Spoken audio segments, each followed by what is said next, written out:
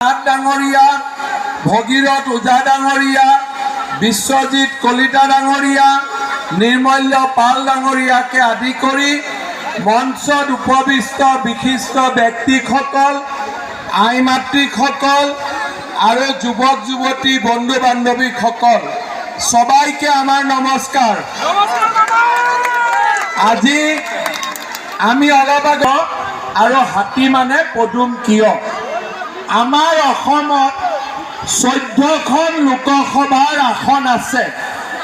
ইয়াৰ 11খনত BJP উঠিছে, 2খনত AGP উঠিছে আৰু এখন আসনত UPPL উঠিছে। ধুবুৰী আৰু বৰপেটাত এজিপি উঠিছে আৰু বিজেপি আমি কাৰ্যকৰ্তাসকলে এজিপি আমি সমৰ্থন দিছোঁ আৰু তেনেদৰে এজিপিৰ কাৰ্যকৰ্তাসকলে আমাক 11খন আসনত সমৰ্থন দিছে।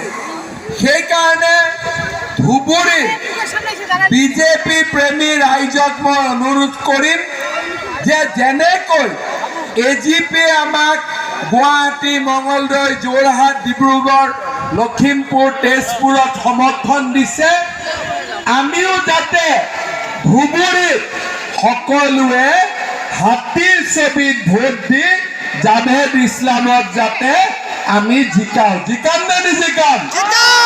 জিকাম নে নিজিকাম? মানুহে কয় যে ধুবুৰী এজিপি নিজিকিব, কিন্তু ৰাতিপুৱাৰ পৰা মই গোলকগঞ্জ গ'লো, বিলাচীপাৰা গ'লো, এতিয়া ধুবুৰী। মইতো ইয়াত দেখিছোঁ যে ইয়াত এজিপিৰ বতাহ বলি থকা নাই, ইয়াত এজিপিৰ চুনামি বৈ আছে।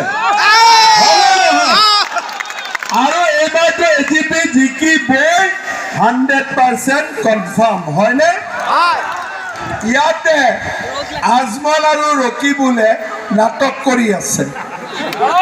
যেতিয়া ইলেকশ্যন হয়, যোৱাবাৰ যেতিয়া বিধানসভাৰ ইলেকশ্যন হ'ল, আজমল আৰু ৰকিবুল দুইটাই শকত, দুইটা দলত হাত মিলাই দিলে, হয়নে? দুইটা এনেকে হাত সাৱটি আমি বোলে মহাযোগ, আৰু এইবাৰ লোকসভাত ক'লে আমি বোলে ভাঙা যোগ, হয়নে? এক ইলেকশ্যনত সিহঁতি হয় মহাযোগ, দুটা ইলেকশ্যনত সিহঁতি হয় ভাঙা যোগ। আকৌ যেতিয়া 26ত ইলেকশ্যন আহিব, মামাৰ ভয়ত সিহঁতি আকৌ মহাযোগ হৈ যাব, হয়নে নহয়? হয়নে নহয়? সিহঁতি কেতিয়া ভাঙা যোগ হয় কেতিয়া মহাযোগ হয় ধৰিব টান। আজি আপোনালোকে মোক কওক, আজমলৰ প্ৰধানমন্ত্ৰী কোন? ৰাহুল গান্ধী। আজমল জিকিলে প্ৰধানমন্ত্ৰী কাক ছাপোৰ্ট কৰিব? পাপু, হয়নে? ৰাহুল গান্ধী। ৰকিবুলে কাক ছাপোৰ্ট কৰিব? ৰাহুল গান্ধী। জাভেদ ইছলামে কাক ছাপোৰ্ট কৰিব? জাভেদ ইছলামে কাক ছাপোৰ্ট কৰিব?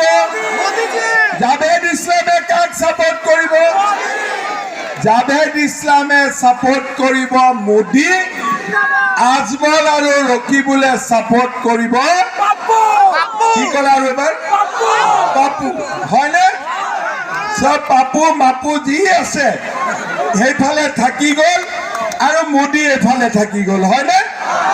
এতিয়া মোক আপোনালোকে কওক, আমাৰ ধুবুৰীত 1971ৰ পৰা কেতিয়াবা আমি কংগ্ৰেছ জিকাই আছো, কেতিয়াবা আমি UDF জিকাই আছো।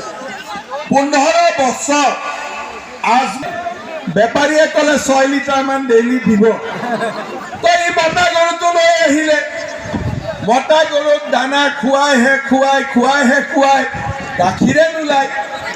এদিন মালিকে গৰুটোক ক'লে, এই গৰু তোক মই 2-3 বছৰ দানা খোৱালো, 6 লিটাৰ নালাগে, তইতো 600 গ্ৰাম গাখীৰ দে। তেতিয়া গৰুটোৱে ক'লে যে তোৰ সমান বুৰ্বকটো মই ক'তো দেখা নাই, তই গম নাপাৱ নেকি মই মতা গৰু মই গাখীৰ দিব নোৱাৰো বুলি, হয়নে? তেনেকে আজমলৰ ক'ৰবাত চৰকাৰ আছে নেকি? দিছপুৰত চৰকাৰ আছে? দিল্লীত চৰকাৰ আছে? দিছপুৰত ৰকিবুলৰ চৰকাৰ আছে? দিল্লীত ৰকিবুলৰ চৰকাৰ আছে? তেতিয়াহ'লে আজমল আৰু ৰকিবুলে গাখীৰ দিব পাৰিব? আজমল আৰু ৰকিবুলে ধুবুৰীৰ উন্নতি কৰিব পাৰিব? ধুবুৰীৰ কাম কৰিব পাৰিব? একোটো ধুবুৰীৰ কাম কৰিব নোৱাৰে, হয়নে নহয়? আজি আজমল আৰু ৰকিবুলক ভোট দিয়া আৰু গাখীৰৰ লোভত মতা গৰুক দানা খুওৱা একে কাম হয়নে নহয়? হয়নে নহয়? শ্ৰদ্ধা ৰাইজ, আজি আমাৰ মিটিঙত মই দেখিছোঁ যে বহুত মুছলমান সম্প্ৰদায়ৰ লোকো উপস্থিত আছে, হয়নে? কোন কোন আছে হাত দাঙকচোন। বাপৰে, বহুত আছে। ঠিক আছে, এতিয়া আপোনালোকে কওক যে যেতিয়া মোদী প্ৰধানমন্ত্ৰী হ'ল তেতিয়া কংগ্ৰেছে কি কৈছিল যে মোদী আহিলে নামাজ বন্ধ হৈ যাব, হয়নে? মোদী আহিলে ৰোজা নহ'ব, মোদী আহিলে হজ নহ'ব, মোদী আহিলে ইফতাৰ নহ'ব। এতিয়াতো 10 বছৰ মোদী প্ৰধানমন্ত্ৰী হৈ গ'ল, নামাজ বন্ধ হ'ল নেকি? ধুবুৰী মছজিদত নামাজ হয়নে নহয়? একদম সঁচা কথা ক'ব দেই। চব মোদী প্ৰধানমন্ত্ৰী, হিমন্ত বিশ্ব শৰ্মা মুখ্যমন্ত্ৰী, নামাজ হয় নহয়? সঁচা কথা। নামাজ হয়নে নহয়? হয়। ৰোজা হ'ল নে নাই? ইফতাৰ হ'ল নে নাই? কংগ্ৰেছে কিয় নহয় বুলি কৈছিলে? কংগ্ৰেছে কিয় নহয় বুলি কৈছিলে? এতিয়া আপোনালোকে আজমল আৰু ৰকিবুলক সুধিব যে 10 বছৰ হৈ গ'ল মোদী প্ৰধানমন্ত্ৰী থাকা, মামা মুখ্যমন্ত্ৰী 3 বছৰ হৈ গ'ল, একদিনতো নামাজ বন্ধ হোৱা নাই, একদিনতো ৰোজা বন্ধ হোৱা নাই, তেতিয়াহ'লে মিছা কথা কিয় কৈছিলে? মিছা কথা কিয় কৈছিলে কংগ্ৰেছীবিলাকে? তেওঁলোকৰ কোনো জবাব নাই। এতিয়া কি কৈ আছে যে আমাক ভোট দিয়ক, ধুবুৰীৰ আমি কাম কৰিম। ৰকিবুল আৰু আজমল কাণ খুলি শুনি লওক যে দিছপুৰত আৰু 50 বছৰ কংগ্ৰেছ নাহে, আৰু 50 বছৰ পিছত কংগ্ৰেছ পাৰ্টিও নাথাকিব, হয়নে নহয়? আৰু দিল্লীত মোদী আৰু অমিত শ্বাহ থাকালৈকে কংগ্ৰেছৰ গভৰ্ণমেণ্টটো দূৰ দূৰলৈকে নহয়, হয়নে নহয়? কংগ্ৰেছে গভৰ্ণমেণ্ট কৰিলে চন্দ্ৰগ্ৰহত কৰিব লাগিব, নহ'লে সূৰ্য গ্ৰহত কৰিব লাগিব, পৃথিৱীতটো নহ'ব, হয়নে নহয়? সেইকাৰণে ৰাইজ কংগ্ৰেছক ভোট দিয়া আৰু UDFক ভোট দিয়াৰ কোনো দৰকাৰ নাই।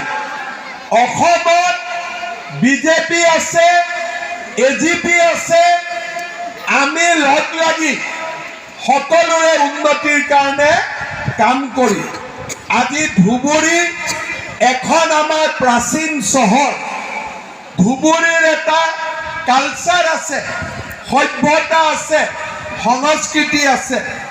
আজি ধুবুৰীৰ সমস্যা বীৰ সিং জৰুৱা, ধুবুৰী, ফকিৰাগাম,